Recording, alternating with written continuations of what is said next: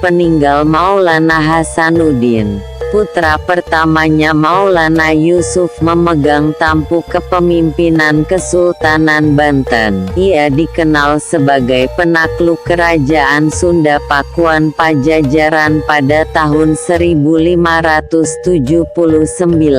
Dalam upaya ekspansi kekuasaan dan penyebaran Islam, pemimpin ini juga berperan dalam membangun Banten dengan membuat benteng, kanal, perkampungan dan bendungan. Sejarawan ini Nalubis mencatat, ekspansi kekuasaan oleh Maulana Yusuf bahkan masuk ke pedalaman Sunda. Ia dibantu oleh Cirebon hingga Kerajaan Sunda Pakuan Pajajaran benar-benar runtuh dan dikuasai oleh Banten. Maulana Yusuf selanjutnya menetapkan batas wilayah kekuasaan antara Banten dan Cirebon, yaitu Sungai Citarum dari Muara sampai ke daerah pedalamannya, Cianjur sekarang. Tertulis dalam buku Sejarah Banten, Membangun Tradisi dan Peradaban, yang ditulis ini Nalubis dan kawan-kawan.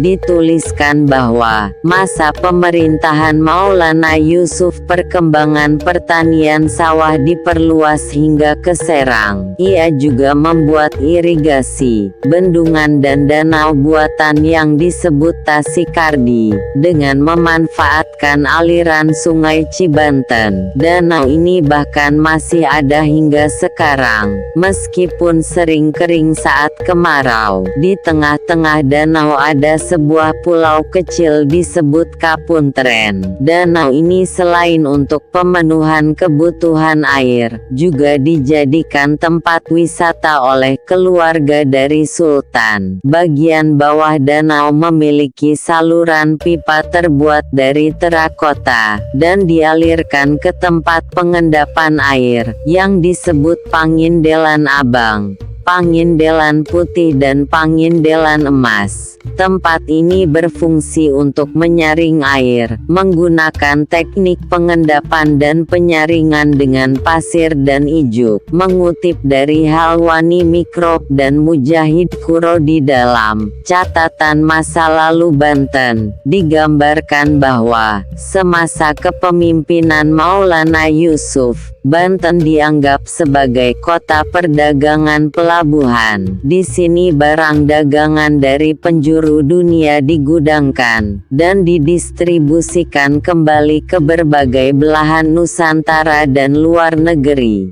Pedagang dari Cina banyak membeli barang berupa lada, inilah, kayu cendana, cengkeh, hingga buah pala. Tentunya, mereka membawa barang berupa porselen, sutra, beludru, benang emas dan aneka barang lain dari daratannya untuk dijual di Banten. Ada juga pedagang dari Arab dan Persia, yang menjual permata dan obat-obatan di pelabuhan. Dari Gujarat ada yang menjual kain dan kapas. Termasuk ada dari bangsa Portugis yang membawa kain-kain Eropa dan India. Pemukiman khusus untuk pedagang asing ini ditentukan pula.